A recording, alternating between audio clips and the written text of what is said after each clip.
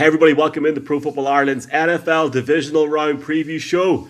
We are 3 weeks out from the Super Bowl and feeling super. Hope whenever you're listening to this or watching this, you're having a good week/weekend. Michael McQuaid, Jason Hayes, Mark Hogan, presented by SBK. Our friends over at SBK have a 30% bet builder boost this weekend for the Divisional Round. So you don't have to pick on some of the teams that we think are going to win. The Steelers last week.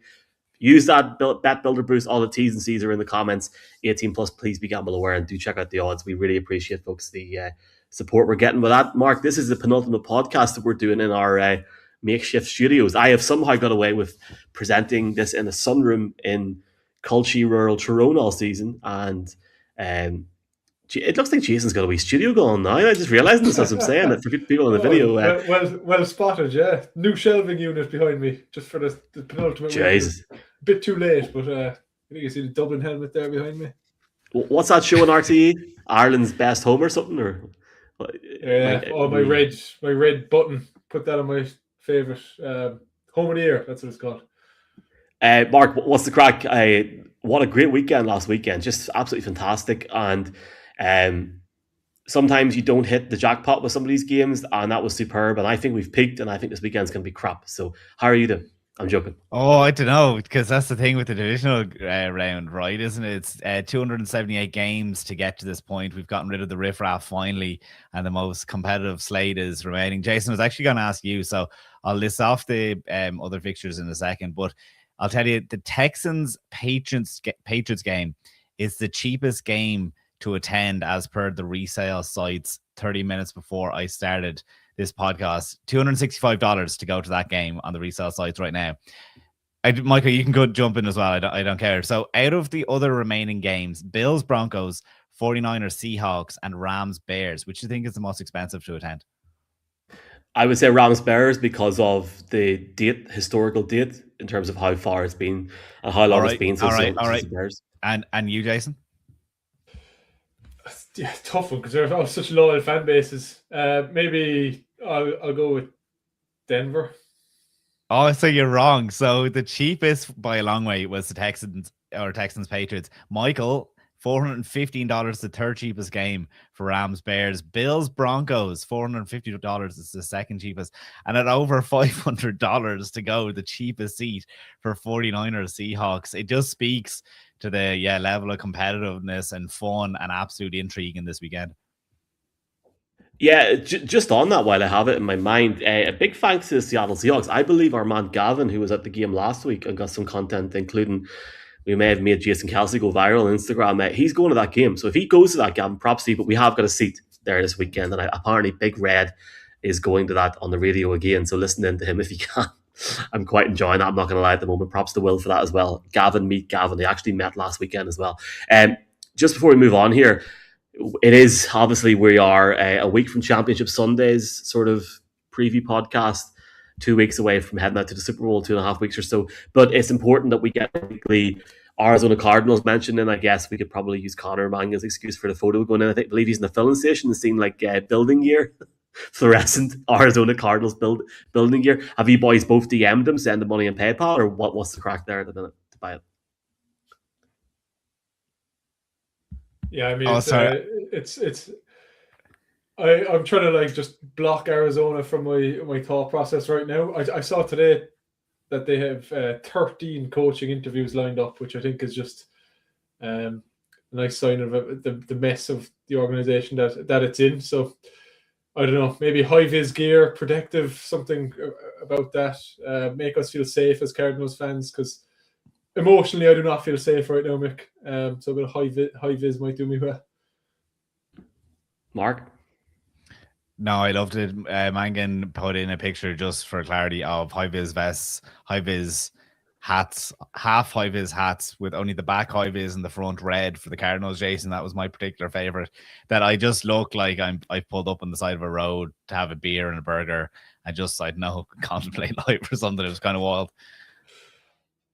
Well, it's funny you mentioned the 13 guys. Look, we are going to, in the next hour or so, in two parts, sort of preview both these games, all these games across the weekend. But a couple of things that we probably should mention very, very quickly. Obviously, Mike Tomlin walking away from the Steelers after 19 seasons. It's been a bit of a quiet 24 hours in my in my life at the moment, but all good. And it's just one of those things. So it's going to be interesting to see what happens down the stretch there. Has anything, or does anybody want to say anything about any of that stuff? I feel like after watching Mr. Rooney's press conference today, that Aaron Rodgers is probably done in the NFL. I'm actually quite sad about it, but how lucky we were to see these guys in Dublin. And that day, I believe, Jason, you were sitting beside me at Carton House. That's a day I don't think we'll forget for a very, very long time whenever Mr. Rogers walked out. And again, props to Dara and Connell, who are in Miami right now for the national championship.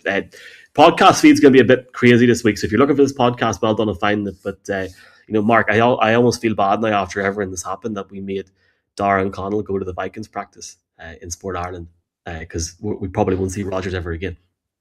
Oh, no, I mean, they enjoyed the game anyway, and I think we're in at the press conference at the very least. Now, the thing that stuck out to me with Tomlin going was Tomlin could never get an offensive coordinator, and that was really his problem. It's like, when people are flocking to be under Sean McVay for even a year because they know what it's going to do to their career, no one wanted to go to Pittsburgh, but then it's like, is it a year early because Mike McDaniel is going to be there to be an offensive coordinator? Brian Dable is going to be there to be an offensive coordinator. At a stretch, if Kevin Stefanski doesn't get a job elsewhere, he's there to be an offensive coordinator. And if Mike Tomlin had just sorted that aspect of the game out instead of going with Matt Canada's and Arthur Smith's over the last few years, I'd love to see. But that was really what was holding them back. But like, I saw something recently about kind of like, and it was actually to do with Kyle Shanahan, and it's, Kyle Shanahan has been there for years now with the San Francisco 49ers. He's gotten to them to the big game, but they haven't gotten over the line. I was like, give me a break. Leonardo DiCaprio will go down as one of the best actors of all time, and has only got one Best Actor win at the Oscars, even though he's going to be an all-time great. Even this year, he's losing out to Timothée Chalamet when his own movie. He should have, again, he's always second place. And always being second place does not mean you are not an all-time great. It just means there was one better than you in a highly, highly competitive environment that particular year. So, I mean, it was tough for the Pittsburgh Steelers, but there was always one better.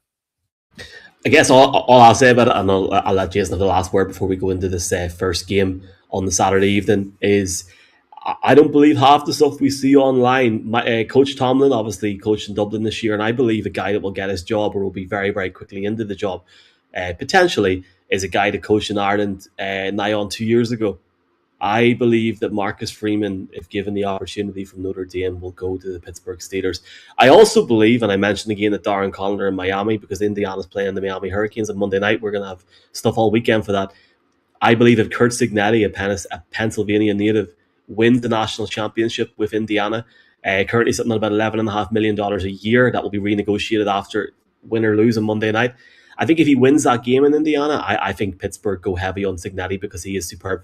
Again, there's a whole conversation, Jason, about the transition between college and the NFL, but I do think that Freeman and Signetti are certainly names to look at. But in terms of longevity, I think Freeman's a perfect fit for them if he's a good NFL coach, and we won't really know until we see it. It's going to be cool. That'll be a hell of a graphic if it happens. Aviva Croker. Aviva Croker. Bit early in the day for me to start designing the new coach in Pittsburgh. I'm just kind of, between himself and Harbaugh now. It's kind of like that period there where we had Manning and Breeze and Brady all dropping out of the league. Now this seems like the coaching shift of guys who've been there since day one of my NFL fandom. So yeah, making me feel old more than anything else. I've just turned 30 recently. So this is one of the many things now that's just making me feel just a bit sad. That was one of the staples of my NFL fandom is Tomlin in Pittsburgh. But just another one of many things changing right now. We will try and get into this more. I think we're going to get into a lot of it the week that we are over in San Francisco, over in the Bay Area. Primarily now over the next 2 weeks we'll have this. We'll be looking ahead to Championship Sunday. Appreciate Jason, obviously jumping on there, looking through the games. Really appreciate everybody listening to that, especially in sort of short window with the weekend. Shout out to all the Bears fans that listened last weekend, and we will try and jump in on it if anything does happen over the next few days. Not just with the Steelers, but as Jason mentioned there, lots of teams. And Jason, you've got your Super Bowl haircut ready to go. I'm looking very, very fresh. My haircut's booked in next week. I actually should say very quickly before we get these games on. Sorry, Mark. Sorry, Jason. I'm bringing Reynolds over next week, and we've got a show in Tyrone, a show in Galway, and a show in Killarney. That drive back is going to be something interesting. Charlie Smith's joining us in Tyrone and in Kerry, and we got James Scahill, tag leader in Galway.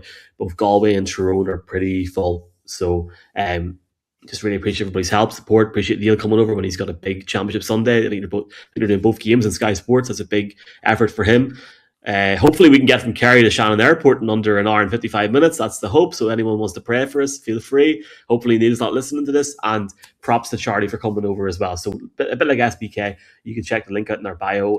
Really appreciate folks' support. I'm buzzing to bring, frankly, one of the faces of the NFL in the UK and Ireland and Charlie to a village which is 20 minutes from where I live. So I think it's going to be class next week. And I believe Jason's driving up from Cork for the show. So it's going to be good. I saw Charlie's home himself, isn't he? He's home. He's in the pub. He was in the pub where we had some good times, or you and Mark had some good times, Mick. He was in the pub at the weekend, and I'll leave that there. He was in his alma mater. He was in St. Coleman's there 2 days ago. They've had it on Facebook, and yeah, it looks not Americanized, but he keeps wearing that hat. Looks really well. So it must be weird going back to your school after all that, but it is cool. Have to shout out as well, Lorcan Quinn from my body. All it will take is one school friend to bring him back down to earth. You know, he's living it big over in the States now, but when he came back with that hat, I guarantee one friend at least called him a gobshite, and he was, okay, I'm home now. I don't. Do you know, it's so funny. This is the rant that you had earlier on in the year, Jason, when you said you came back from America wearing hats. So I know that this puts deep for you. Did I tell you that? Yeah? Haven't worn a hat since. My head's too big for a hat, so we'll see if not metaphorically, it's pretty big, but we'll see if we get one on a couple of weeks. Look, it's a 30-second conversation, but Jack Cassidy going to West Virginia, McAfee's old place, Lorcan Quinn from Donegal, my village, going to Alabama, and shout out to Paddy McAteer going to who's yours? Indiana. Unbelievable, lads. Jesus. Where do we even, we'll talk about that in a different podcast. Sensational. Check out Darren Connell's stuff in Miami this week as well. We've got 45 minutes to roll through 4 games, so we should probably, I have a hard out at 10 o'clock. Jeff's coming on, and a big thanks to everybody listening to all podcasts. Mark, we jump in the first one. We got the Bills going to the Denver Broncos on Saturday night, and I believe this game's at 9:30 on Saturday evening. I'll talk about the Broncos in a second, but do you want to start us off on the most underrated and I'm joking, but nobody gave. Hold on, a lot of people did not give Buffalo a chance last week, and there was a lot of people. I don't want to get in trouble here, so how am I going to say this? There was people that I never expected suddenly jumping on a Jaguars bandwagon last week. When the last time I checked, it's Josh Allen. Mark, there's no Patrick Mahomes, and as good as the Jags have been, the Bills were superb. You've teed me up so well there, and I'm going to fumble it because I don't know which way to go. First of all, where did all the Jacksonville Jaguars love come from? Because I picked them as an underdog this time last week, and then they go into the game favor, and I was like, hold on a second, I'm part of the masses that believe they're going to win, when I thought that I had some original thought going on. But part of that original thought was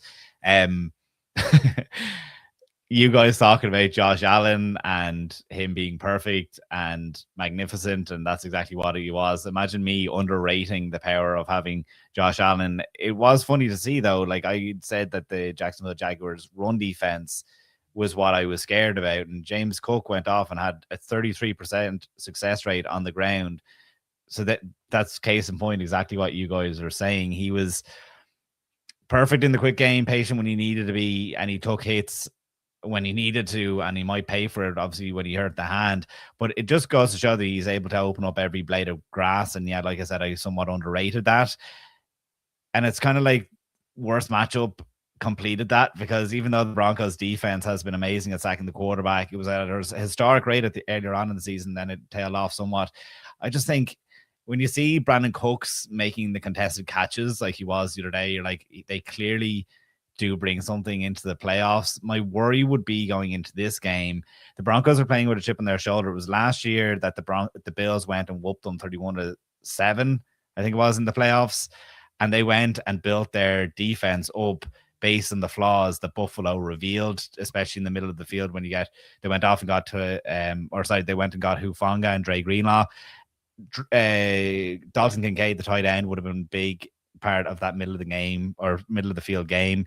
He's still limited in practice. I mean, that's a massive one. If they're going without Dalton Kincaid, that doesn't match up very well for this going against the Broncos defense.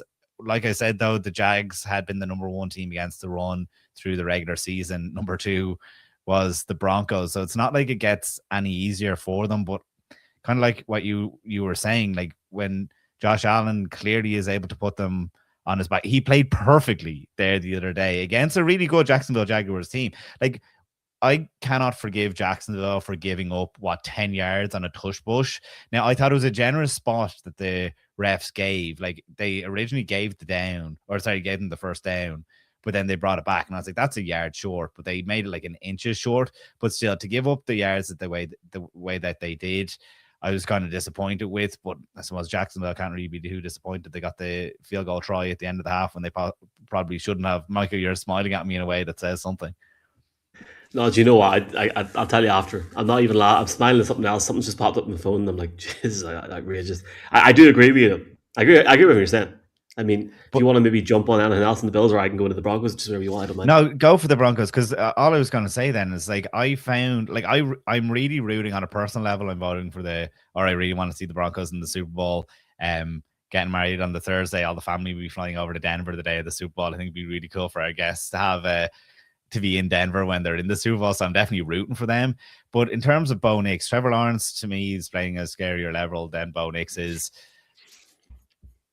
I don't know, like, the Jags could have been the number one seed. It's just like it went down to a coin flip on week 18 that the Broncos held the tiebreaker, a really weird tiebreaker, that they end up being that. So I can see the Bills going into a hostile environment like that again. It's like an orange, and you open up the orange, and there's so many things to peel and remove in segments. And I think when you look at some of the matchups that we have this weekend, there's all these different storylines. In terms of firstly Chicago, the Pope, will they do it? San Fran, can they go all the way to a home Super Bowl? Can Seattle turn back the clock? The fact that Houston and how they play, we'll come into that later on in the podcast. But when you look at this Denver Broncos thing, for as much as Seattle 10 years ago in Super Bowl 50, the Broncos have sat with a week off. Sean Payton has been there. He's done it. He's worn the T-shirt. In fact, he's one of the only people in that building that has now done that, because the former ownership, the leadership, a lot of these guys are away. Team obviously sold years ago, 3 or 4 years ago now. And I was so impressed when I seen how Bo Nix came in last season and took a Denver Broncos team that were not dead, but certainly down in the dumps for a very, very long time. And just took them to Buffalo, and obviously it wasn't to be on that occasion, and they were well beaten. And for as much as that matters, you never actually think in terms of who is this and who is that. And Buffalo, they didn't win a Super Bowl last year, so it almost doesn't matter to them at that point. The Broncos still had that experience, though, for a young cohort, a young group. And in terms of what you said, Mark, about them going in and upgrading, it's absolutely right. If you look at the AFC this season and really the class of it, in a season where we can really look at it and say, well, Jesus, this is all over the spot, but you cannot pick a winner here. They definitely, for me, have been the class of the AFC. But a huge reason for that is not their offense. A huge reason for that is their defense. It's straight up suffocating on any team that you play against, and they're going to have to keep doing that this weekend when they bring Josh Allen into town. And one of the funniest things that I've seen in regards to that was about the altitude 5280 in Denver.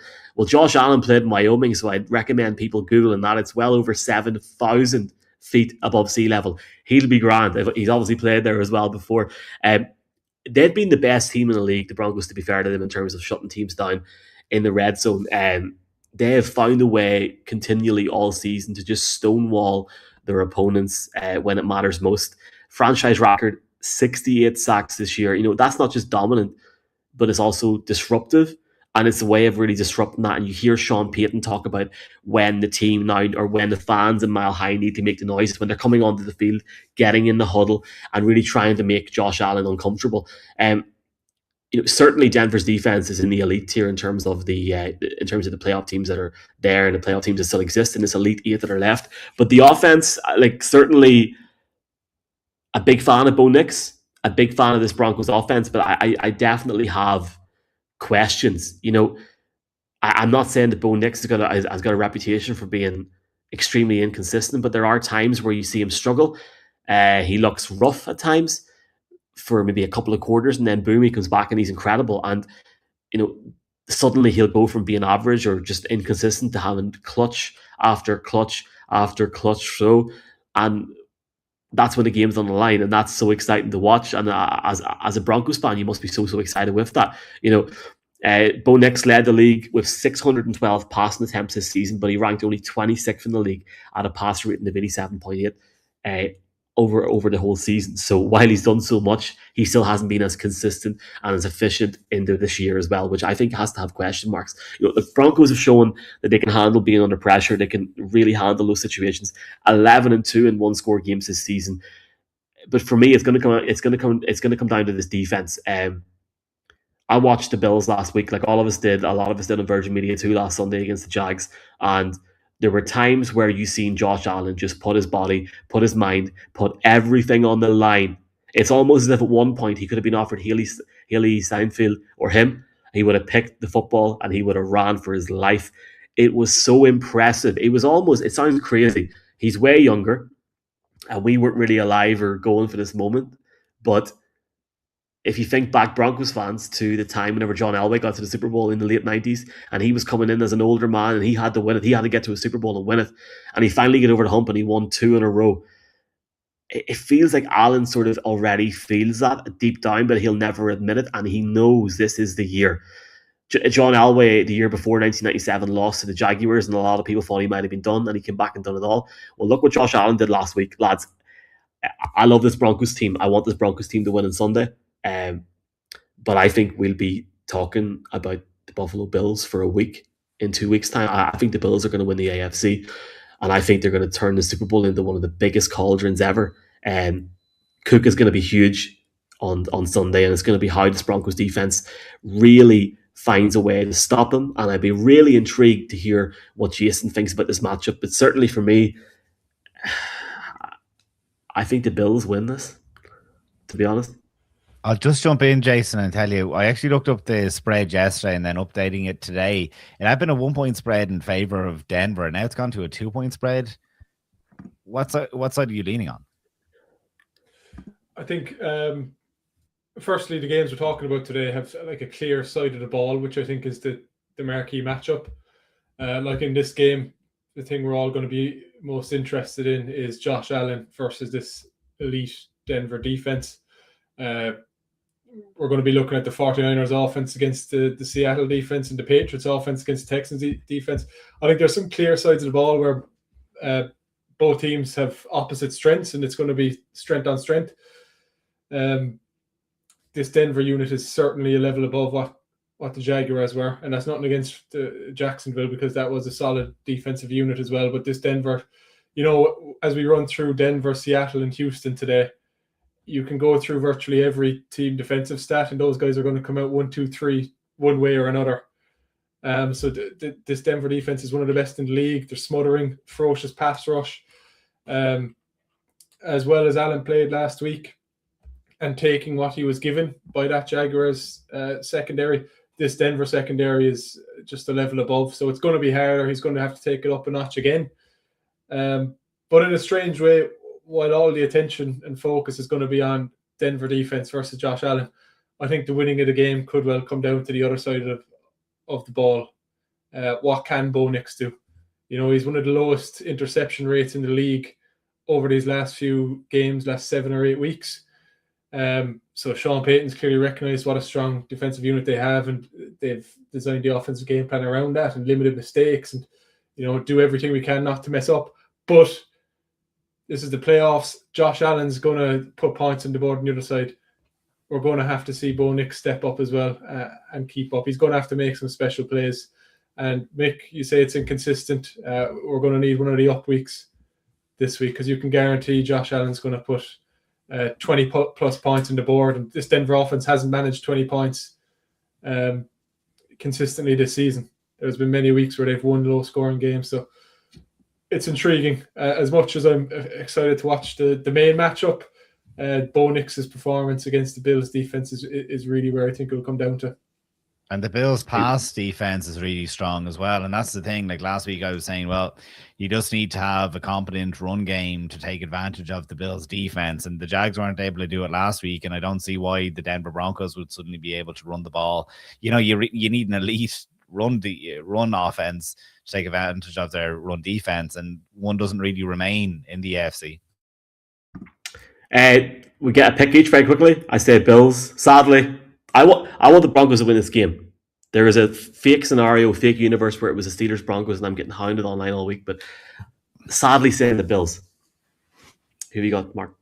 Yeah, I think I'm going Bills just because I'm like, well, I have to learn my lesson from last week. I picked against Josh Allen and I felt very, very foolish, even though, I mean, it was a coin toss game still at the end. Obviously, the scoreline doesn't really say that, but, you know, going into that last drive for the Bills, it was so exciting. So I'm going to go Bills just to save my blushes.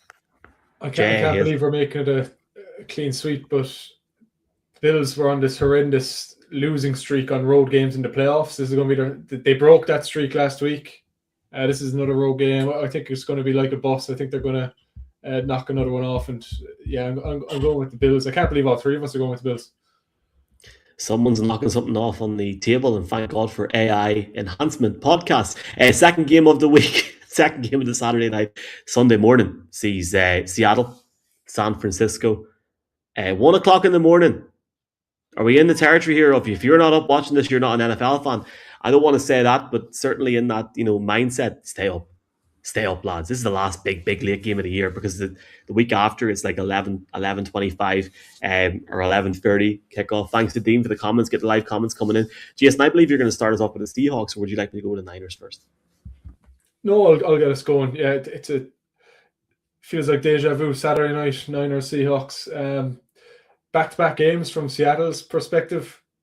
49ers feel like 49ers have been through a whole war in the meantime, so it's just it almost feels like a long time ago already from their perspective. But I think Seattle, just at a high level, will be hoping they didn't give too much away defensively in the previous encounter. I'm not sure will they have foreseen this matchup. I think after getting that win and seeing the 49ers have to go on the road against Philadelphia, I think, what are you doing on a bye week? I'm sure they're researching all possible opponents, but I think they would have been expecting Philadelphia more than San Francisco in this one. But it is going to be San Francisco. I think that last performance against San Francisco was, we all know how good the Seattle defense has been this year. First in EPA per play and success rate in the whole league. But that last game against San Francisco really felt like the defining game that could potentially start an era of elite Seattle Seahawks defense. They're just so impressive back to front, whether it's putting the quarterback under pressure, just bringing down the running back and making solid tackles. I don't think there's a better team in the league in terms of just bringing players down. And a nice stat from Next Gen Stats is that they have opposing teams have 30 less first downs than expected versus the run. So essentially, the Seahawks make plays even when it doesn't look like they're going to make plays, and they bring players down even when it doesn't look like they're going to. They made Christian McCaffrey disappear a couple of weeks ago. Can they do it again? It is Kyle Shanahan. I don't expect the 49ers to just have 3 points again this week. He's going to make adjustments and he's going to come at them swinging. They have Trent Williams back this week as well, which we shouldn't overlook because we know how important he is to that offensive line. It's on the Seahawks offense side that I think we see a lot of flaws, and I think 49ers probably exposed some of those flaws in this last matchup. Darnold has quietly struggled down the stretch this season. His QBR has plummeted. In the back half, he was 77.8 in the first 10 weeks. He's just 36.9 since, and he actually leads the league in turnovers. First ever time a number one seed's quarterback has led the league in turnovers. So he's been sloppy. And even though the 49ers have their struggles on defense, mainly down to injury, if Darnold plays sloppy football the way he is, and the defense can capitalize, then it's going to put Purdy on the field a few times. I really do like Brock Purdy, especially in these moments. He was a joy to watch last week in terms of the clutch plays he made when he had to make them. So for Seattle on offense, it's all about establishing that run again. They had success against the 49ers a couple of weeks ago. Can they keep Purdy off the field for long stints and keep him out of rhythm? That'll be the game plan. They had Walker and Charbonnet both carried the load a couple of weeks ago, and they had great success doing that. Before I give my pick, Mick, do you want to talk to us a bit about 49ers? I'll happily jump in on this. Certainly in the cohort of, I'm not going to lie, I got to like Sunday evening last week at the 9 o'clock window and thought, oh my God, I'm 3 for 3 on my picks. This is incredible. If I get this going, I have a great post about it on Monday. What's the lottery numbers or the Euro Millions numbers this week, lads? And certainly the Niners proved me wrong. I thought Philly would roll in and find a way to steamboat them or find a way to really get their offense to a level that we hadn't really seen consistently across the season. It didn't happen. And I think back to a moment towards the end of just towards the end of the first half where the Niners were trying to get some points on the board and they didn't make it happen. And the mistakes, the inconsistency that they had in terms of the snap times, in terms of the timeouts, and when you seen Brock Purdy sort of walking, jogging, running off, he looked a bit down. And they were down at halftime, obviously on the scoreboard, but they looked down. They didn't look confident. And whatever was said to them at the half, in terms of keep believing, keep going, it's just, this could be the start of a very, very special story this week. And I've obviously, when I'm previewing the Niners, I have to think to myself, how are they going to win this game? What's the avenue for them? Firstly, protection is definitely going to be the story. Last week, the offensive line gave up 18 total pressures. 18. 16 of those got charged straight to the lineman. Trent Williams let 6 pressures through. The Eagles' offensive line, apologies. Trent Williams got 6 pressures through.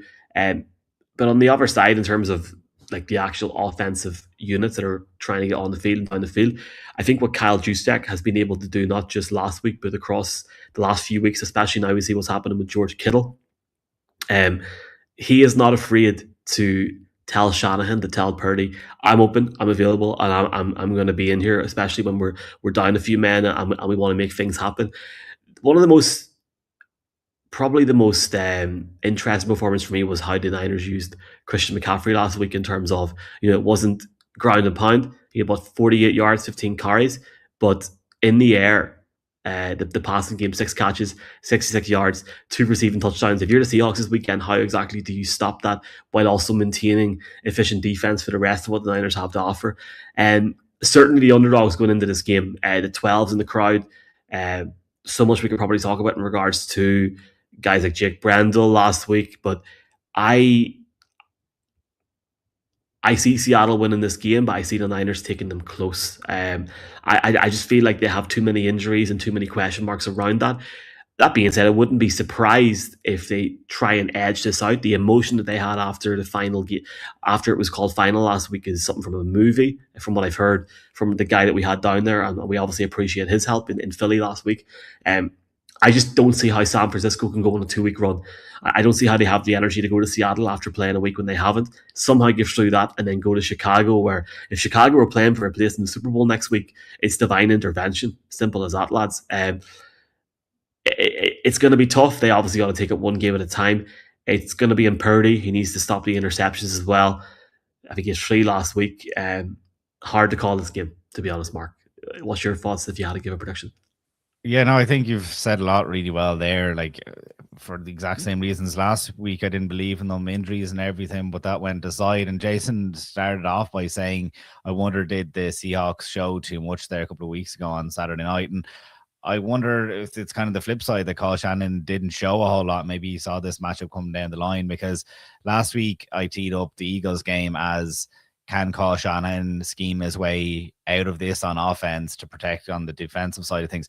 George Kittle unexpectedly goes out with a season-ending injury, and he was still able to overcome Vic Fangio, who he had said is the worst or most difficult defensive coordinator to plan against. To be able to pull one over a guy like Vic Fangio in the way that he did, I just thought it was remarkable. I'm not saying that you're able to do it twice in a row against another really good defense under Mike McDonald, but it should be close in the 7.5 points that you see on SBK. Jason, very quickly, just give your little one-word answer for your pick. It's going to be closer than week 18, but I'm taking Seahawks in a close one. Okay, I love it. On the other side, we're going to look ahead to Sunday's games. A reminder, check out SBK's 30% bonus. Link in the bio. 18 plus, please be gamble aware. We will see you on the other side. Okay, here we go. 3, 2, 1.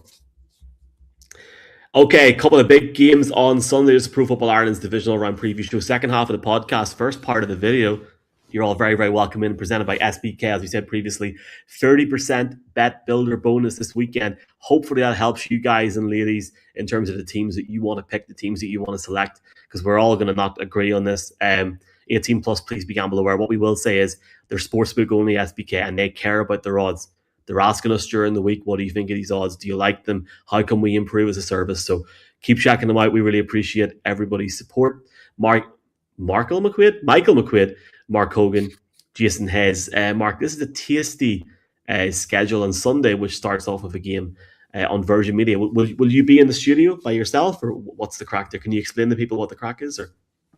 No, well, I can only explain as the viewer because my days with Virgin Media are not continuing through the playoffs. I mean, we might as well say congrats to you. The news came out. I see there was a comment coming up earlier on. Congrats, McQuaid.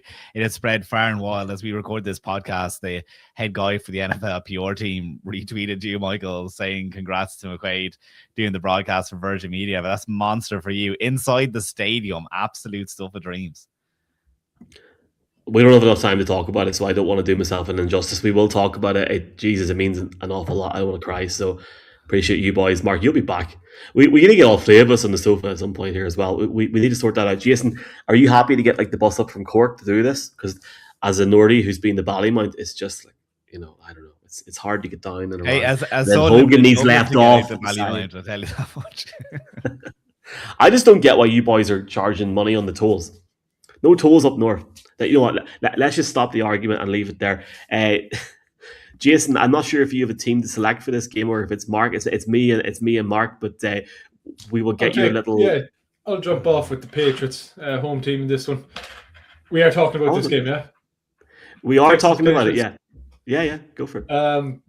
Yeah, look, I don't want to just relay some of my concerns about New England week in, week out, because it's really not something you'd see on tape. It's more just about the overall proving it against top caliber opposition. Last week's win against the Chargers went some way towards achieving that. I liked a lot about what they did in terms of being clutch in the fourth quarter, because it was quite an ugly game, especially from after watching the first few games of that wildcard weekend. But there was a lot to like from New England's performance, particularly defensively. They held LA to just 207 yards of offense. Justin Herbert, I thought had a poor game. There were guys open at times, but I think the pressure and his leaky offensive line was in his head because there were too many throwaways or quick dump offs that just kind of killed the play, even if he had a guy deeper. So I'd say the Patriots defense wasn't, they weren't as powerful as the stats suggest, but it was a good week. And good news today is that Christian Gonzalez is back practicing. He was dealing with a concussion, but it looks like he's coming out of that protocol. On the offensive side for New England, I think the way to sum up their performance, and I don't necessarily hate this because it was a bit ugly at times, but they really made plays when they had to in that game against the Chargers. Drake May led the team with 66 yards rushing. But there was also a good performance there from Stevenson. He had 53 on the ground and 75 through the air on a long one. May hit a couple of deep plays when it was needed. Booty in the first half, or whether it was the touchdown to Hunter Henry in the fourth quarter. But I think even May admitted himself after the game, it wasn't his cleanest game. He was off. I don't know, was that a bit of nerves or what exactly was coming over him? But he was outright and saying after the game that it's the defense that won that one. It's an offense that's put 28 points per game on the board throughout the season. So to see some of their sloppiness throughout that game, whether it was the interception or a couple of fumbles, the Chargers weren't able to capitalize on an offense. And I see a lot of similarities between this Houston team and that Chargers team. The only difference is that I think this Houston team is stronger. It's a stronger version of the Chargers. The defense is better. That front seven is a beast. They're going to get to Drake May even faster than what the Chargers did last week. And on offense for Houston as well, I think they are more capable of exposing maybe the odd splash play against New England. So I just think it's a better version of the team they faced last week. And if they play like they did last week against the Chargers, I could see the result going differently this time around. Mark, one of I will react to that in a little second. Mark, one of the things I be the first man to admit I sat up Thursday night, what? Friday night, what? Saturday night, what? Sunday night, what? And then you ever watch Gladiator at the very, very end where he's See you again, but not yet. Monday night, I was a corpse. But I'll tell you who wasn't a corpse or a bunch of corpses. That Texans defense, Mark, were absolutely sensational. And when you hear Jason Kelce, when you hear Scott Van Pelt, when you hear Stephen A. Smith, even though he didn't get a few guys' names right the next day on the television, that's a whole different conversation, say that they believe that this Texans defense is Super Bowl worthy before they even have a down on Monday night, and then you see it. Dark horse, big time. No, I love it. And if anyone was watching the video over the last 5 minutes, I'll see that apparently an earthquake has hit Dublin here because I've lost sound. If you're getting weird feedback, it's because my sound kicked in. It's been fine. I haven't heard anything. It's grand. Did anyone see my light was falling out of nowhere? That light has been glued for the last 18 weeks to the wall, and all of a sudden that's fallen. I was losing my mind. Siri started coming at me. I don't know what you said, Jason, about this. So I apologize in advance if I hope I'm not going to be repeating what you just said, because like you said, Michael, that Texans defense is absolutely stout, and I don't want to just wax lyrical again because everyone has been saying just how incredible it is. But for a lot of the Drake May naysayers that say he can't be MVP based on the schedule being so light, I actually look back at the closest comparison I could find this year, and I don't know, was it a week 9 or 12 game that they played the Falcons, who I suppose the two teams are comparable, I think, because if you have concerns with the Texans offense but can see that they have moments of flashes, well, then I think the Falcons are great, because where CJ Stroud might be better than Michael Penix, Drake London and Nico Collins, I think, are kind of a tie-up. This was a pre-call Pitts game before he was really a threat, and then Bijan only had 46 yards in this game.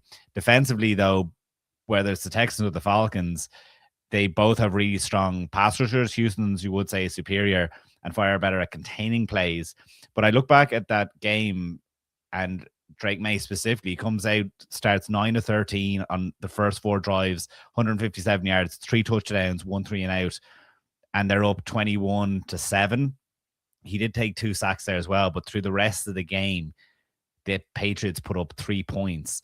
May loses a sack on a fumble. He has another fumble recovered. He throws an interception, and he does have another 3 and out. So for a team that would have looked very explosive in the start of that game and raced ahead, a stout defense was able to contain them and make the game close. And I think that has to be worrying if you're looking at it from the Patriots this weekend, because when they came up against something that was as powerful as half as powerful to what Houston's going to be. Like we talked last week, Jason, Will Anderson, Daniel Hunter coming off the edge, whereas this week it's going to be more about the cornerbacks. Recently named first team All-Pro Derek Stingley, Kamari Lassiter trying to lock down one of the best passing attacks in the NFL. So it's a question of, do you believe in Drake May? Like, I love to see him extending plays, but a guy that would have actually left New England last year when Drake May was drafted, Miles Bryant, the safety there, it's like, can he do some sweep up play when Drake May is starting to use his legs? And then you have to wonder how guys are going to cover Stephon Diggs, who Stephon Diggs was so recently in Houston. So how are guys familiar? And something that you said there, funny, Jason, about the injury history or the health of these teams. Christian Gonzalez is in concussion protocol, but otherwise, like, Khyiris Tonga, the defensive tackle, is probably the biggest loss that the Patriots have faced this year, and he's only been out 3 games. Nico Collins is in concussion protocol and looking less likely to play for the Texans, but it does really go to show that, like, injury luck absolutely plays a part in getting here too. Like, It really, really does. Like, I think, I'm not sure if you wanted Jason to respond to all of this, but I just wanted to jump in. Jason, do you want to respond to that very quickly? Or? Yeah, no, I think it's a valid point. Probably something we overlook. We kind of talk about. It's easy to talk about it when injuries do happen, and talking about San Francisco and what they've had to deal with, for example. But should acknowledge the flip side of it as well, that a lot has to go your way to get this deep in the off season, and certainly a lot has gone New England's way this season, including injuries. Big up to everybody watching. Laurie, Justin, Connor. I wonder who Connor is, but injury luck telling. Yeah, Connor, and that's what I'm saying. Like, I suppose that's why I wanted to point it out, because these teams are supremely healthy, and it's got to feel sick. And look, that's level with so many teams saying, "Oh, if they this, like if Green Bay still had Micah Parsons, like what would they be?" But that's where it's like, that's where I often say, no, injuries are part of, like, it's a 100% chance of injury in the NFL, but apparently not if you're the New England Patriots and Houston Texans this year. It's like saying if your mom was your dad, like, do you know what I mean? Like, I don't know. One thing I wanted to respond to very quickly in regards to this, I do think the Patriots will win this game. I'll just be open and honest first off. I think the variable effect is incredible. But one thing, I was way more awake on Sunday night than I was on Monday night. And Jason, from watching every down in that game live on Sunday night, when Justin Herbert wasn't pressured in the first half, they looked. It didn't happen, but I was sitting in the first half going, "Holy God! All you got to do is get a score here, and they can pull away." They get down to like the 2 or 3 yard line and mess it up in fourth down, and you start to ask yourself, did Harbour make the right decisions? Herbert's offensive line and the protection that he had was unacceptable at this level in the NFL, as far as I'm concerned. And if this continues year after year after year after year, I just feel sorry for him. I think the Patriots, props for the way, in terms of grinding the result, but certainly for 3/4 of that game, they were not. I don't want to say they weren't the best team, but the Chargers should have pulled away last week. I have no doubt about it in my mind. Patriots then come back, win the game, and Chargers fall apart. And props to the Patriots defense, but they're going to have to take it up a year this week. Jason is what I'm trying to say, because I don't see where they're going to get it from at the minute, unless they find a way, I guess. I would be, when I look at the Houston team, they have flaws as well in offense. There's no way around it, but I'd be more scared of them. I think the Chargers have problems, and they didn't manage to exploit the Patriots' slow start through 3/4. I don't think Houston will make the same mistake. As I said, I just think they're a better version on both sides of the ball of the Chargers. So I think I'm actually going to go with the Texans this week. They've been in playoff mode since mid-season.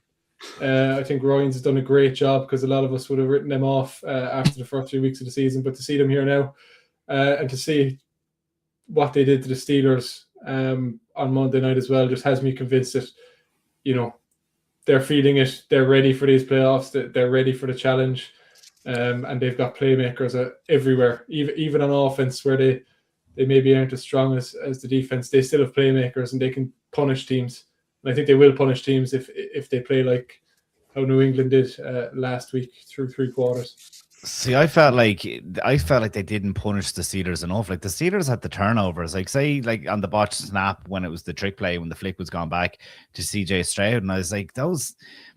Don't get me wrong, I really want to pick the Texans in this, and like, we haven't really talked about the offense, but if you do miss Nico Collins, the second round pick, Jaden Higgins has been growing into the role over the last few weeks. Obviously, if you're losing your leading receiver, that's huge.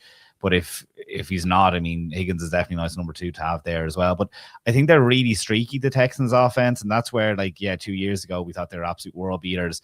But that's the thing. It's not the offense that is winning this game. It's absolutely the defense. And the defense is what would potentially win them a Super Bowl as well. Like, I believe, or I agree with you. Well, who'd you say it was? Jason Kelsey? Michael or someone on the podcast was saying that it was like a 30-minute conversation before they actually went into Buck and Aikman, and it's you talk about the offense. It's my fault. I made a 1.5-page notes on the defense, but I will say this. I guess the discourse around the league is CJ Stroud needs to really step up this week. We need to see more from this offense. You mentioned Higgins there. One quick story very quickly. We were at the NFL Combine in February, me and Dara, and half the stadium's cordoned off. I'll not talk about how we got to a certain half of the stadium. Dara sat with Jaden Higgins, who had just missed playing in Dublin. He played for Iowa State. He obviously went to the Combine and obviously missed out in the summer.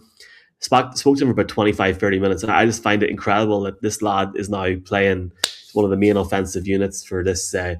One of the main offensive factors for this Texans team going in. They need to do a lot more because that first quarter in Pittsburgh was poor. They looked a bit shaky. Great game, obviously, in Virgin Media this weekend on Sunday evening. Do check it out, folks. 8 o'clock start. You can get your Dancing with the Stars fix in and then fire it on. So we're all very, very excited for that. And a potential AFC championship in NRG Stadium. Right. Let's jump on this last game. Rams, Bears. The best thing about this game is the time, 11:30. So Hogan has no excuses this week. You'd be in bed at 2 o'clock, you'd be grand up at 5, you'd be 100%. What a great time for European fans for a start. Jason, I believe you're going to talk about the Rams in this situation. Sunday night, 11:30, and then Mark will talk about the divine intervention with Pope Leo. Yeah, I think me, along with many people, would have been surprised with how close that game against the Panthers came for the Rams last week. I really do look at it more positively from a Panthers standpoint than negatively from how the Rams performed. But there will be a couple of things that happen that will concern them going into a game like this in Chicago. I think, firstly, just look at the offense. You've got to just give Stafford credit for remaining as clutch as ever. It was his 4th playoff game-winning drive since joining LA, and the game was closer than they would have wanted it to be, but still, he got it done, and he clutched up when it mattered down the stretch with that great touchdown pass to tight end there. I think when you look at the offense and their performance in that game, I'd say overly reliant on Puka Nacua, but at the same time, nobody's stopped him yet. So is it over-reliance, or like if it's getting the job done, should you just keep exploiting it? Puka Nacua's performance these last few weeks has just been freakish, and I think he's put himself out as number 1 wide receiver in the NFL now. I think it's safe to say, in my opinion. And defensive back Jason as well, saving the touchdown the other day. My God, that might be the most important play he made. Because if that ball gets picked, the Panthers may well drive on and win it. So that was crucial. Not just moving the ball, but breaking it up.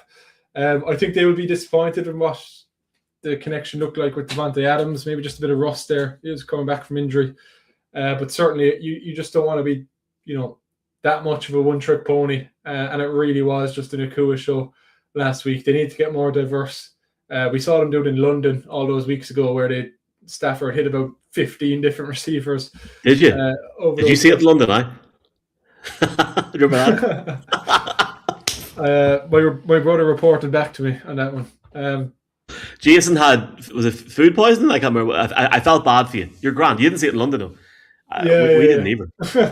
So it wasn't a great game. I think finally, from an offensive standpoint, the run game, it was decent against the Panthers. They just didn't use it very much, even when they had the lead. They only had 24 rush attempts on the game with running backs and mid-40s pass attempts. So they were moving the ball. They were getting 4.5 yards each time they ran it, but they just went away from it. So I think they'll have to get Kyren Williams more involved if they do get a lead, because they had 14-point lead against the Panthers and they just squandered it far too quickly. I think the main concern for me, though, for the Rams, I say concern, but again, I'm giving credit to what the Panthers did. The defense, particularly the secondary, won't be happy with the performance that they allowed from Bryce Young because they did everything right in terms of putting under pressure, shutting down the run game. Yet still, Bryce Young was moving the ball and moving the ball with chunks, and I think that's a reflection on a poor performance from the Rams secondary in that game. So if there is one concern for me, it's the fact that Caleb Williams can scramble around. He can create time. The Rams pass rush is very strong, but Williams is going to be able to evade that every now and then. So how will the Rams secondary hold up and stick with their guys when that's happening? And can the Rams defensive line, instead of just, rushing the passer, can they keep him in the pocket? Because too many times last week as well, Bryce Young did his trademark Russell Wilson-esque kind of roll out of the pocket to create more time and hit guys downfield. So maybe just a bit more discipline. I do think top to bottom, this Rams team is better than the Bears, and I think they'll ultimately win this game. but they just need to avoid some of the sloppiness we saw last week. Avoid penalties. They had the most penalties of the season last week of any game they've had this season. They need to get the run game going, and of course avoid turnovers. Maybe just be slightly more boring in what they do, and I think things should go smooth sailing. Like Mark, Jason mentions there about the Panthers defense. Like, just add another element to that. The atmosphere in that stadium last week was superb, and it was obviously not just buoyant by that, but in terms of the playoff appearance. I'm sorry, but it's a whole different kettle of fish when you win a Soldier Field. It's been so long. It's been incredibly long since the championship was there. There are people that are talking about the divine intervention, the fact that the Chicago Bears are, 2 games from a Super Bowl in Pope Leo's first year under the helm in Vatican City. Like, if they win on Sunday night, you have to think it's a factor. But in all seriousness, Chicago's buzzing. Our friend Paul Pabst went to a restaurant on Sunday and watched the game. People were crying. I don't think this game's a foregone. Like, I have Chicago winning this game. I think there's too much on the line here. And for all I've started blabbering all about destiny for Buffalo, why not? Why can't it be destiny for the Chicago Bears? And I couldn't believe Ben Johnson's post-game statement afterwards last week. Well, I'm glad that Jason is after teeing it up with an element of doubt from the Ram side of things. And I'm glad you've backed up multiple times now the Pope angle, because when we go to San Francisco, if the Chicago Bears are playing, please give it to me, because Irish radio needs a hook like that. Just like they've had Taylor Swift the last 3 years, they need a hook. And the amount of Pope talk that we'll be doing on the airwaves would be absolutely insane.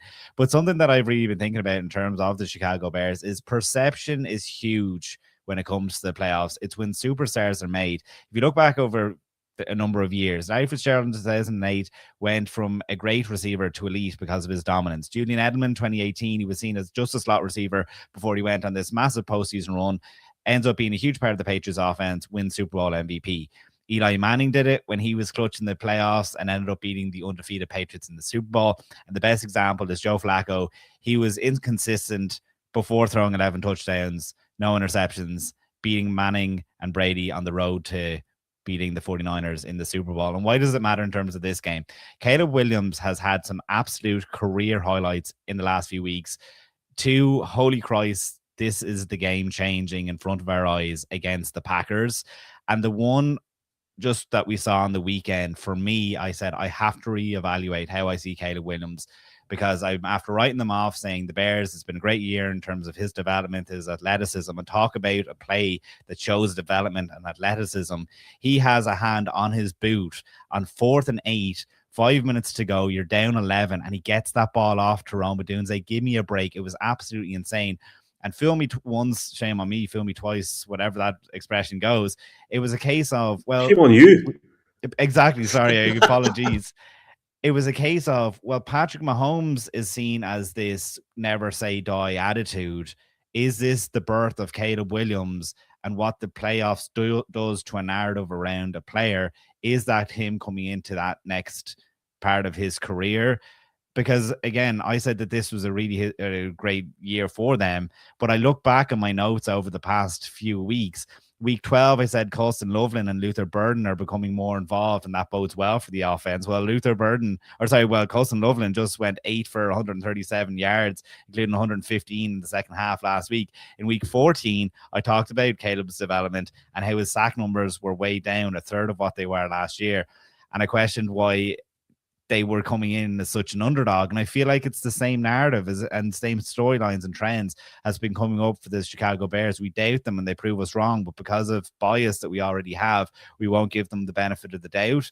I absolutely wrote them off last week. I thought the Packers would have their number. Everyone did through a half of that game. I was ready to go to bed in the third quarter, and all of a sudden they do what they do.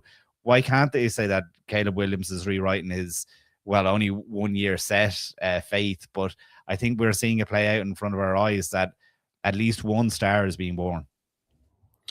Definitely is. There's so much we can say, but we have to wrap up here in a wee second. But this is a great game.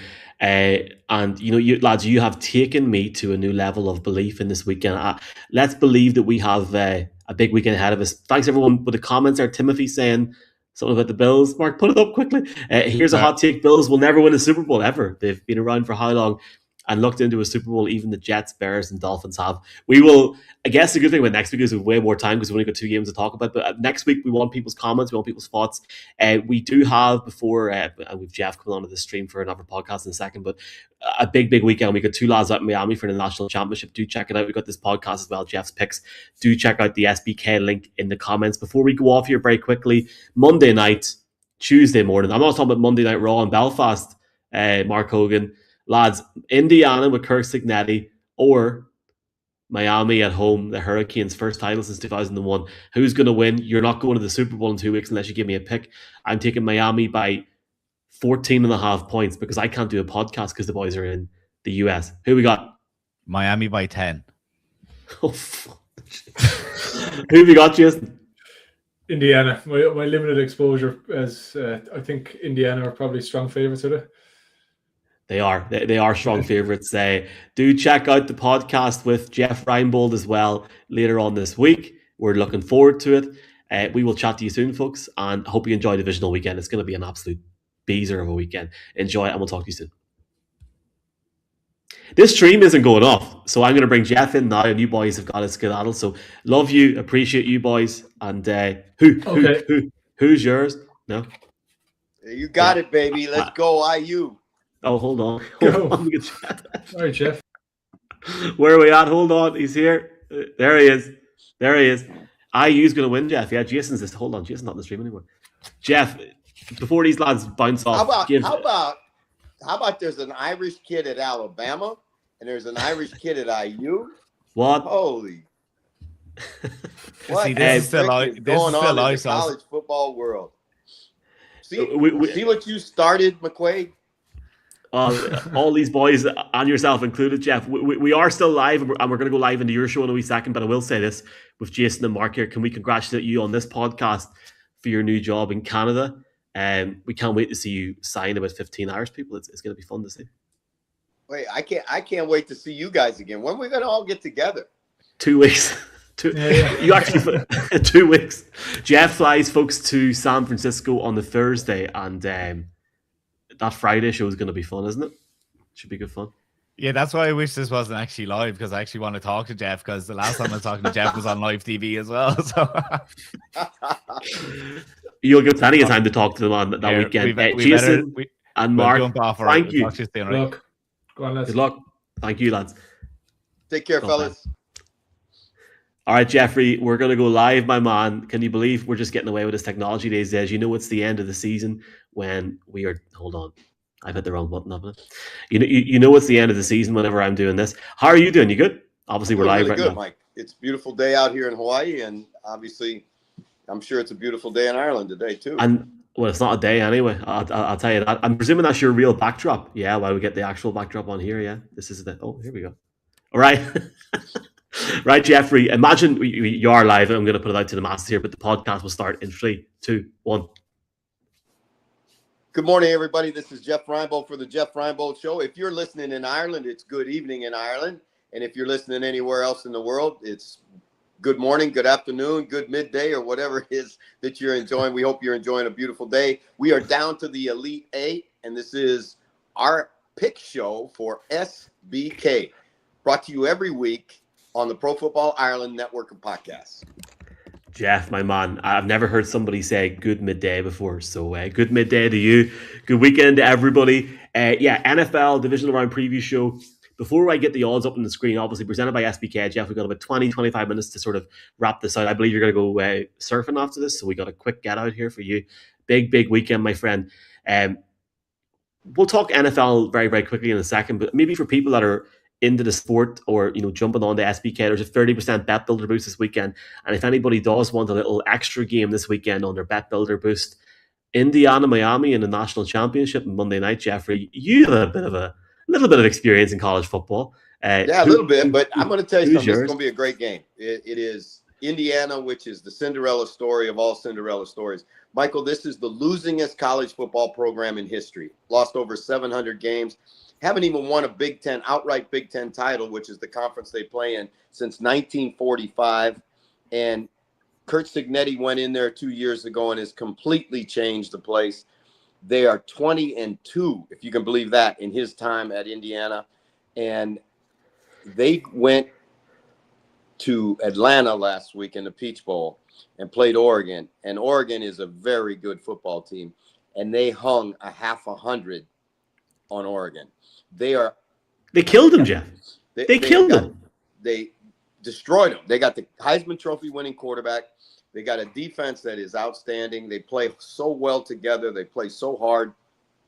Now, you're talking about Miami in Miami, right? So it's going to be a madhouse in the stadium down there.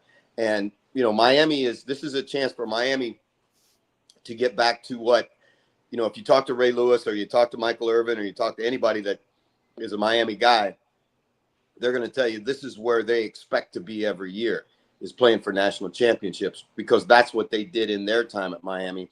Miami's kind of hit the skids for a couple years, but excuse me, Mario Cristobal, who's a Miami graduate, played offensive line on some of those national championship teams, is back, and he's really, really, really changed the program's identity, and I think it's going to be a great football game. I mean, a great football game.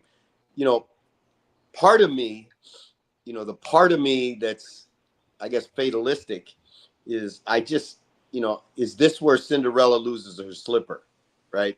In the heat at,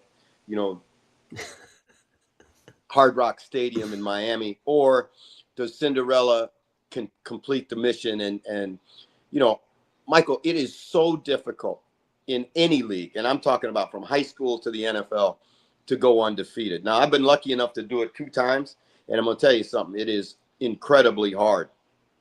But most guys play their entire or coach their entire career and never go undefeated. Yeah. Indiana has a chance to go 16-0, if you can believe that one. And so I believe so much in what Curt Cignetti preaches and the way he approaches his team. And I think what's really going to be interesting, and you touched on this, and you're a pretty savoir-faire guy. You touched on this the other day on the show. What happens now that Mike Tomlin has stepped aside? Curt Cignetti is somebody was watching the podcast earlier on, I tell you. I tell you what, Curt Cignetti is a Pittsburgh guy. He's a Pennsylvania guy. And could he say no to that opportunity? I mean, now, well, look, if he wins on Monday night, he can't do anything else. He's completed college football. It'll never get better than if they win the national championship. It'll never get better than that at Indiana. It won't be, because everybody else is going to catch up to you eventually. But for him, as a Pennsylvania guy, to go to Pittsburgh, and Michael, you're talking about an organization that you work for the Steelers. You know what I'm talking about. They are a class organization in every step of the way and every means of the word. And I just think that for a Pennsylvania guy, that would be a really hard no. We will get into our picks, but I will say this very quickly. Thank you for that analysis, and thank you. You can get those odds in SBK. We are going to maybe work and see if we can get a little bonus on Monday night, but there is a bet builder this weekend. I'll try and get that put onto the college football as well for people. Jeff, it is the most Jeff Reinbold show thing ever.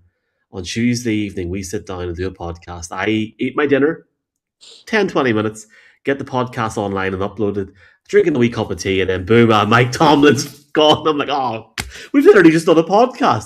Like, could he not have done it? Oh, I don't know. Anyway, we will come back to that. We got 4 doozies of a game this weekend. I don't think we're going to get as good as last weekend, but I certainly do think 2 or 3 of these games at least will be sitting with 2 or 3 minutes to go with the game on the boil. And we look at this early game, Jeff. First off, the Bills are just outside 2-1 or 2.00. Broncos slight favourites, but very good value if you like them on SBK there. Folks, I don't want to go into touchdown scores this week. This is where, obviously check out the exchange if you like the odds, but this is where we're looking at straight odds, teams to win in the money line. I do like Buffalo. I said on our podcast a few minutes ago, Jeff. I just think they're going to have that momentum this week, You know what? This one's a hard. Every one of them, all of them are hard to pick. They're hard, aren't they? These are really difficult picks. But here's the thing: Denver's at home. Denver's rested. Denver's healthy. Denver plays great defense.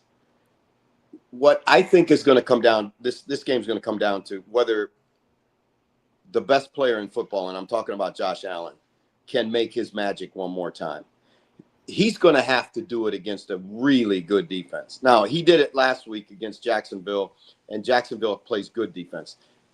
This is one of the elite defenses in the NFL in Denver. And you've got to understand, too, he's also coming into this.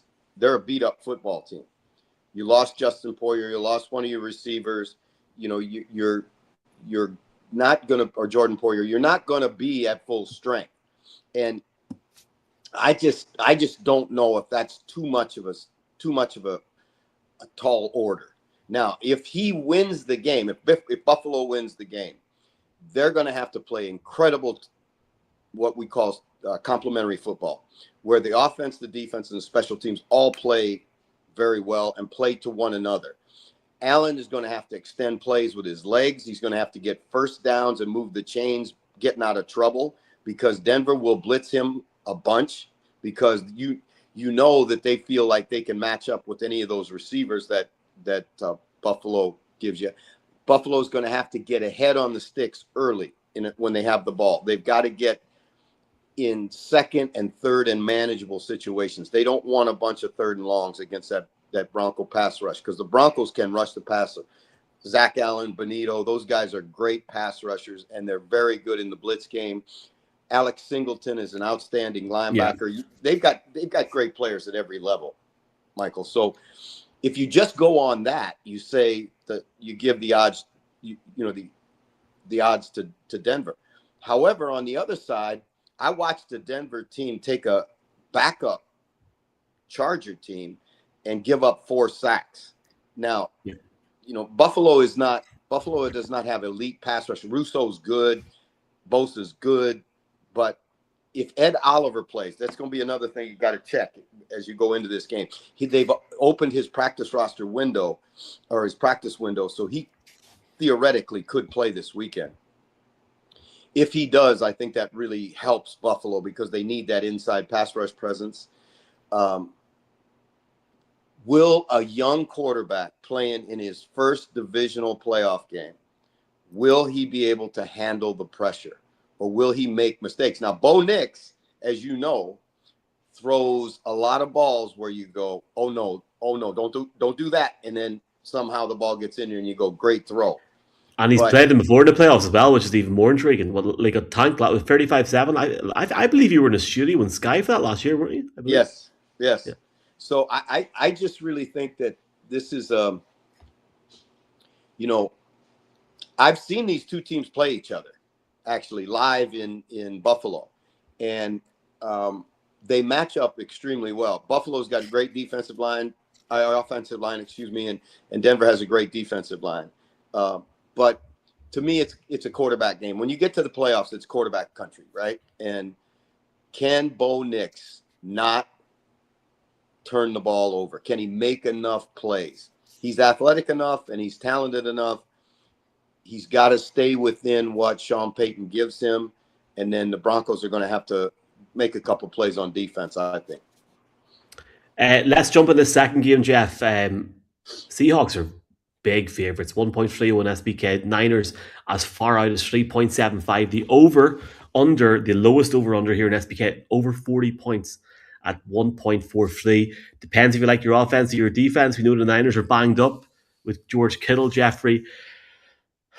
I think Seattle's going to be too much for them. I think Seattle's going to be playing to go to the Super Bowl next week.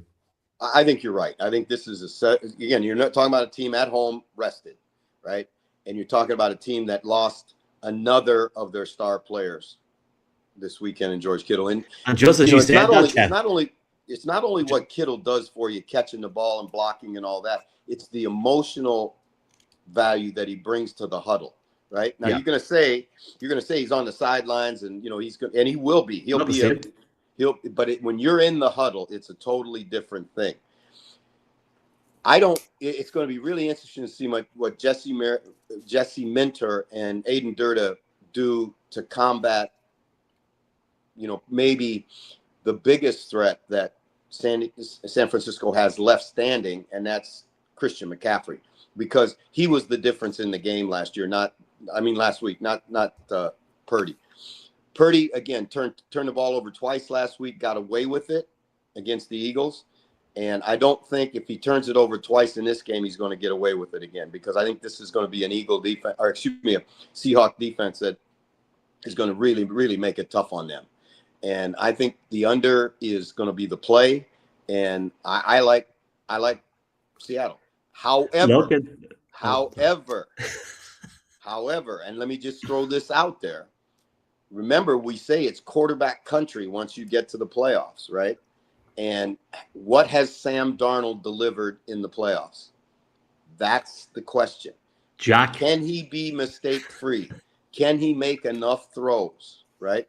And, again, San Francisco loves to play cover 4. And, Jackson Smith and Jigba against cover 4 is not a fair fight. He's got to be able to hit a couple deep balls, I think, early to back off Seattle, because Seattle did a great job after halftime.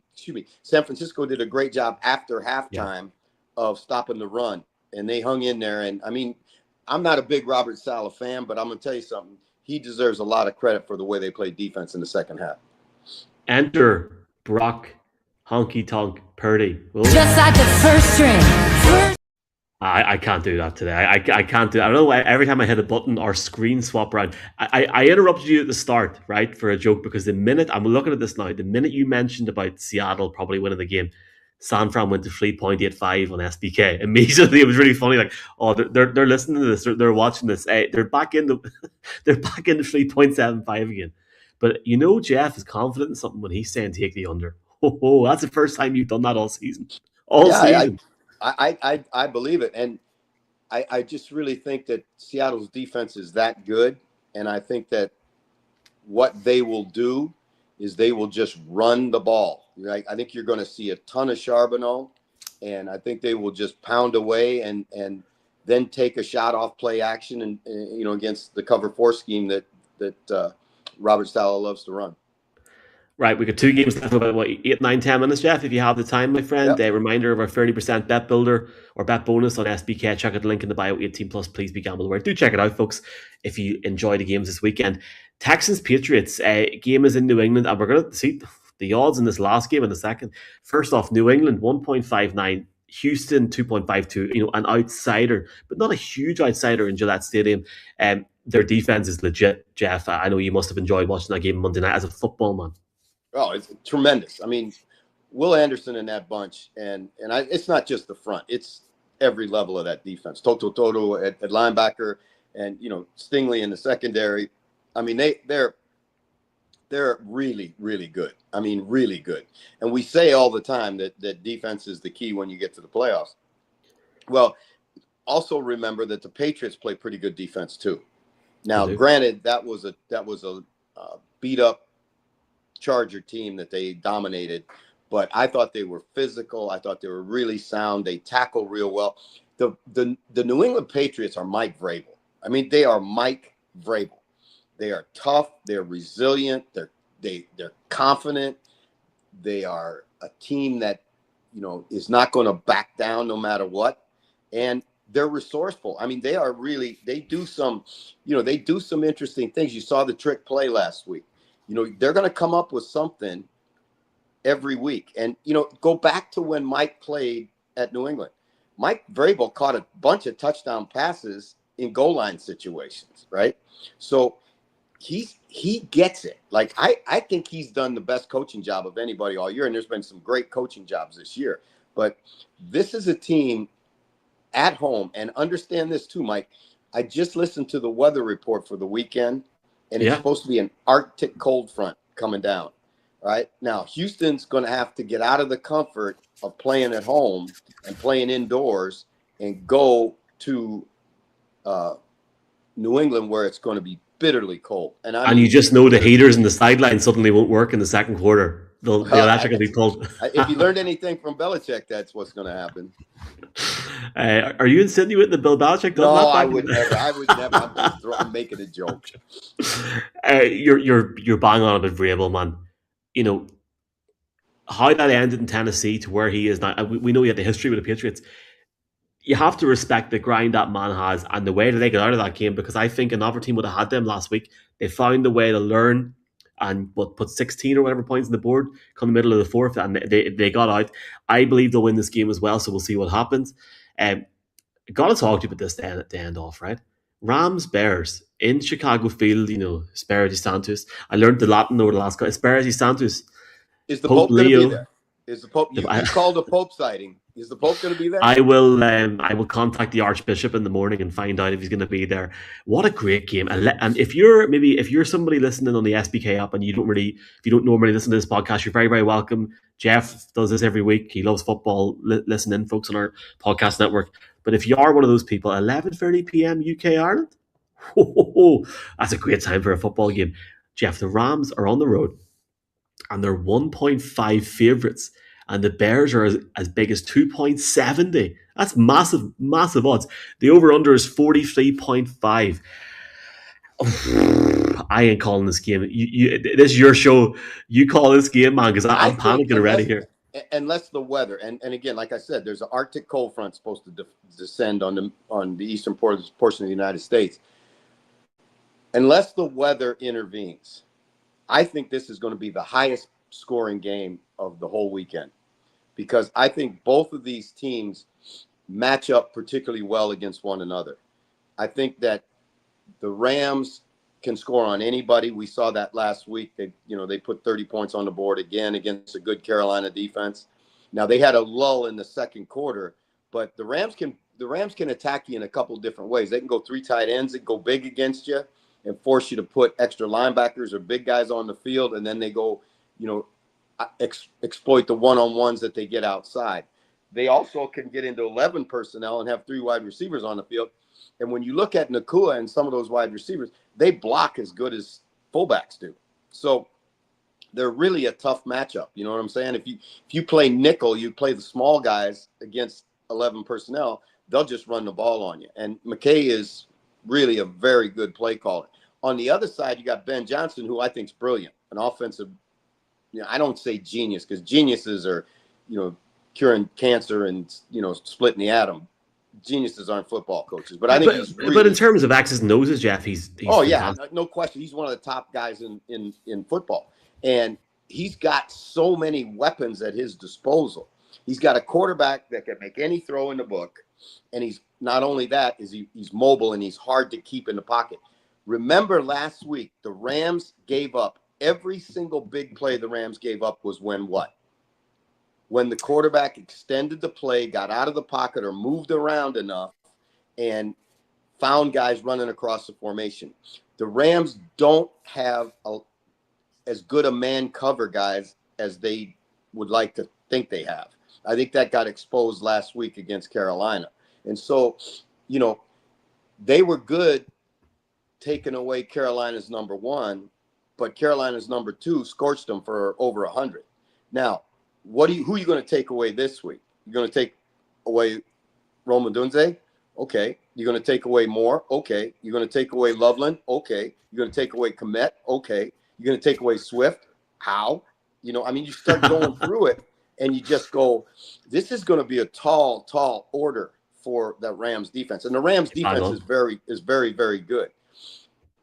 Caleb Williams has grown so much this year. In unbelievable amount. Like, he did a couple things at the end of the game last week that we talked about in the podcast that were just really high-level quarterback things. And that is a product of the kind of coaching that he's gotten since he's gone into Chicago with Ben Johnson, and the kind of talent that the guy possesses. And everybody, talks about the fact the kid paints his nails and all this other stuff. Nobody talks about the fact that the kid is really a worker, that he really wants to be great. I talked to some kids that I coached that were teammates of his at USC, and they all said he's a great person. He's a great leader. He's not anything that the media wants to portray him as. And I think it's going to come down to, who do you want to put your money on? Do you want to put your money on a 26 or 7-year-old kid playing in a big game for the first time? Or do you want to put it on a 37-year-old guy who's been there, done that, and won a Super Bowl in Matt Stafford? That's the question. Time will tell. What a hell of a preview that was, my man. I will say this in terms of SBK. Jeff talked about the weather and about points. Both these teams, even money at the time of recording for over 50 points. 50 or 50.5, depending on time of recording. Check that out, Jeff. I feel like we're getting to the point in the season where we're in sync. We're starting to agree here, so it's good. Thank you for your efforts this week. And coming on here at this time to do this, it's certainly appreciated. And again, as I said, Jeff, I hope people check out SBK. If people are on the app and they're already SBK people, because they've got like a great feed and all on their app. I know you can't see it, Jeff, because you're in the US. You're all very, very welcome. And Jeff obviously is, in my opinion, he's if not the best, one of the best analyzers of the game in terms of what we have on UK and Irish television at this time of the year. So you're going to get more of this over the next couple of weeks, and really the biggest time of the season. And we'll have a show from Radio Row in 2 weeks where we will go through the odds, and Jeff will make some. Jeff doesn't like doing big bet props, but he's going to do it once on Super Bowl week on SBK. So we are going to enjoy it, Jeffrey. Have you any final words, my friend? I got one final word, and it's to everybody out there that's listening. I am so proud of Michael McQuaid, because Michael was just named to the broadcast team on Virgin Media that is going to broadcast for the first time the Super Bowl live back to Ireland. That is a monumentous moment in NFL history in Ireland. And Michael, you're a part of it, and it's a credit to you and all the work you do. Look, firstly, I'll say thank you, right? And Mark said it in the other podcast, and I feel bad because I probably didn't talk about it that much because we had to get through the whole podcast. I would not be doing this without you. For a start, I really, really appreciate it. Like we started doing this sort of stuff in like a spare room in my house and stuff like this. And I think if you had told either of us like 4 or 5 years ago, this sort of stuff would still be going on or happening, and great to have people like SBK involved as well, growing and trying to do as much as we can. Love football. It's incredible. And it would be great if you were standing beside me. Let's see what happens. That'd be pretty awesome. We'll see what happens. Hey, this is Jeff Reinbold for the Jeff Reinbold Show, brought to you by SBK. Remember, if you're going to gamble responsibly. 18 plus. Responsibly, and if you're going to gamble at SBK. No nonsense, just straight odds. This is brought to you every week by the Pro Football Network Ireland network of podcasts, and we are out until Monday. Lunes.